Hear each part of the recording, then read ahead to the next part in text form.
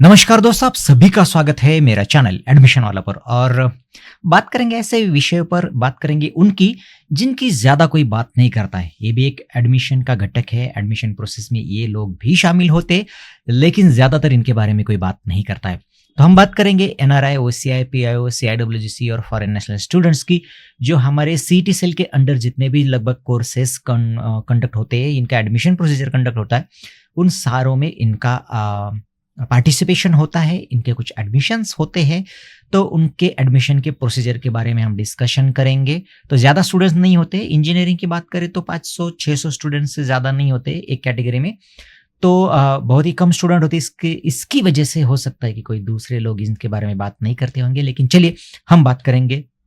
तो दोस्तों, बात करेंगे कि नई एडमिशन प्रोसीजर जो उनके लिए है, पिछले साल तक जो थी, आप ऑनलाइन एप्लीकेशन इन लोगों के साथ ही करते थे और फिर आपका फॉर्म आप भेजते थे। आपके लिए जो एकलौता एफसी था, Sardar Patel college of engineering Mumbai वाला, अब वो प्रोसेस बंद कर दी गई है और आपके लिए नए प्रोसेस का आगाज किया है। तो इस वीडियो में हम जान लेंगे कि अब किस प्रकार से होंगे एडमिशन प्रोसीजर, क्या होंगे एग्जैक्टली, और लगभग एक ही पोर्टल पर, एक ही वेबसाइट पर सारे कोर्सेज के एडमिशन्स होंगे, मेडिकल के, हायर एजुकेशन के और टेक्निकल एजुकेशन के।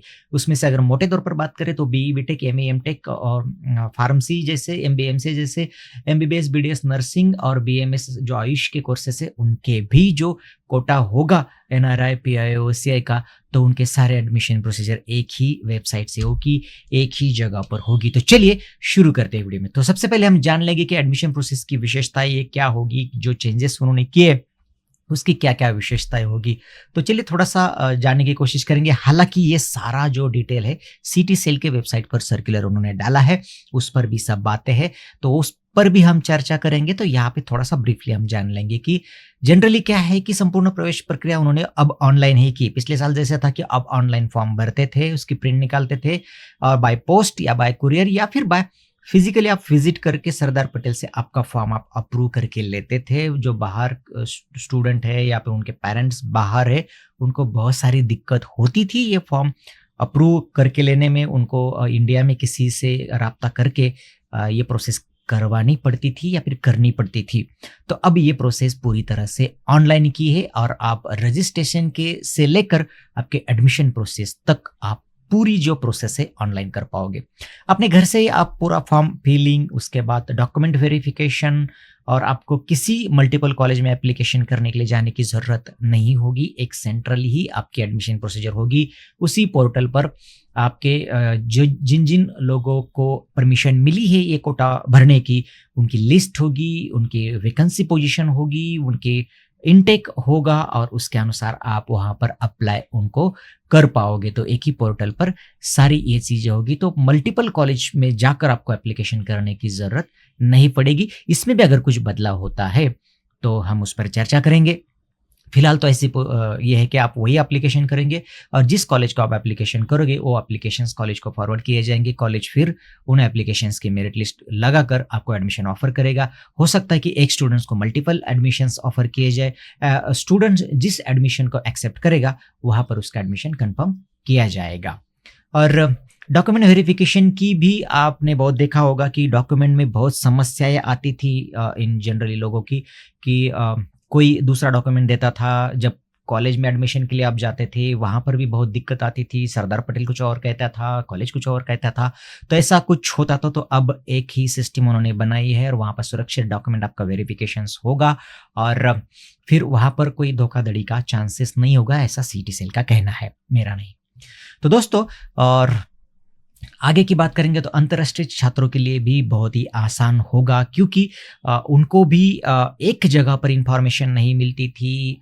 उनको कॉलेज को भी कांटेक्ट करना होता था, सिटी सेल को भी कांटेक्ट करना होता था और बहुत सारी इन झंझटों की वजह से इंटरनेशनल स्टूडेंट्स, फॉरेन नेशनल से जनरली एडमिशन्स कम होते थे। उनको अट्रैक्ट करने के लिए भी ये पोर्टल डिज़ाइन किया गया है और उनको भी एक ही जगह पर सारी इन्फॉर्मेशन मिलेगी, एक ही जगह पर उनको अप्लाई करने के लिए भी मिलेगा और उनको बार-बार महाराष्ट्र में आना, अगर देश के दूसरे राज्यों से जो भी स्टूडेंट्स हैं वो भी इंटरेस्टेड है तो उनको भी बार-बार महाराष्ट्र में आने की ज़रूरत नहीं पड़ेगी और फिर अंतर्राष्ट्रीय स्टूडेंट की तो ये फ़ायदा होगा क्योंकि सारी प्रोसेस वो घर से ही कर पाएँगे।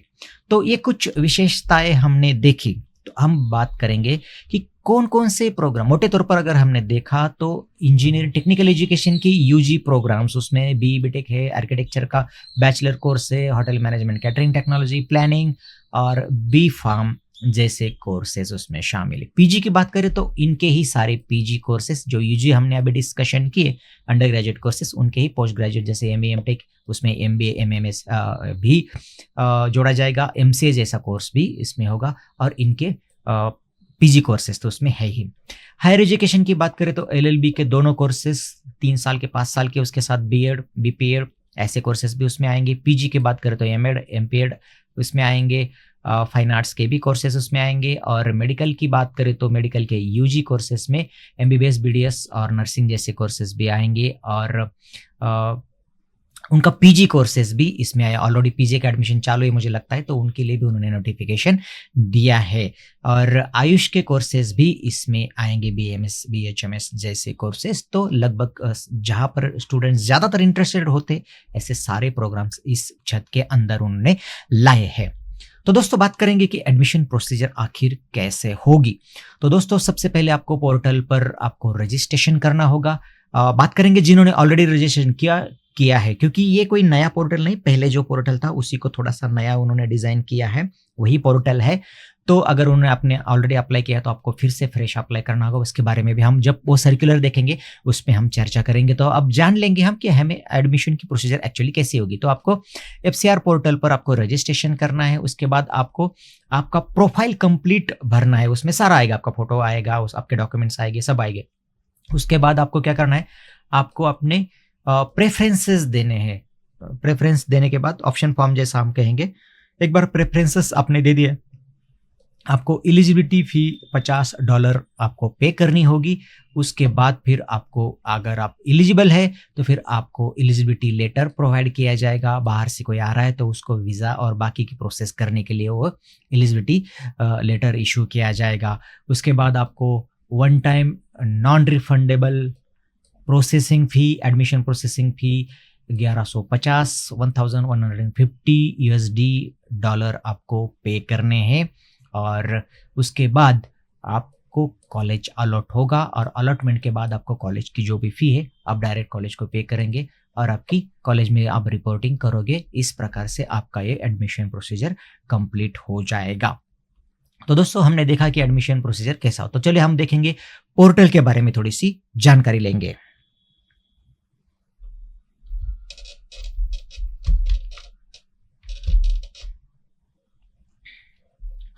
तो दोस्तों आपके लिए ये पोर्टल डिज़ाइन किया है, ये पहले ही भी था, एक्टिव था, अब उसका स्किन उन्होंने बदला है, कुछ प्रोसेसेस उन्होंने बदली है। यहाँ पर सारे कोर्सेस लिस्टेड है, आप देख सकते हो, यहाँ आपके कोर्सेस है।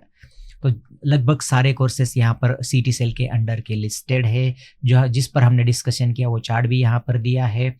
आपके एप्लीकेशन प्रोसेसिंग फ़ी भी यहाँ पर आप देख सकते हो, नोटिफिकेशंस यहाँ पर आएगी, डॉक्यूमेंट कौन कौन से किसको लगेंगे वो भी दिया है और जिन्होंने 11 जून के पहले फॉर्म भरे थे इस पोर्टल पर उनके लिए भी उन्होंने नोटिफिकेशन इशू किया है। तो आप यहाँ पर रजिस्टर करके फॉर्म भर सकते हो। ये पोर्टल की जानकारी हमने ले ली। अब हम उस सर्कुलर के बारे में चर्चा करेंगे।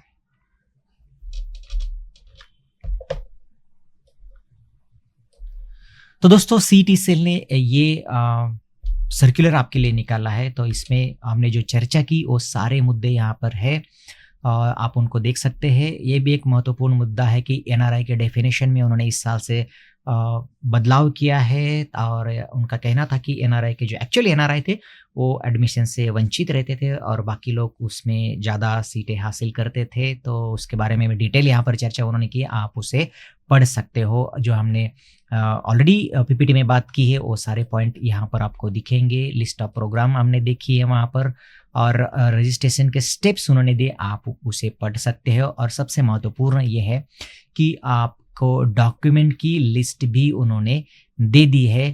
तो डॉक्यूमेंट और टेक्निकल और मेडिकल दोनों का भी उन्होंने यहाँ पर दे दिया, मेडिकल वाले यहाँ पढ़कर देख सकते हैं।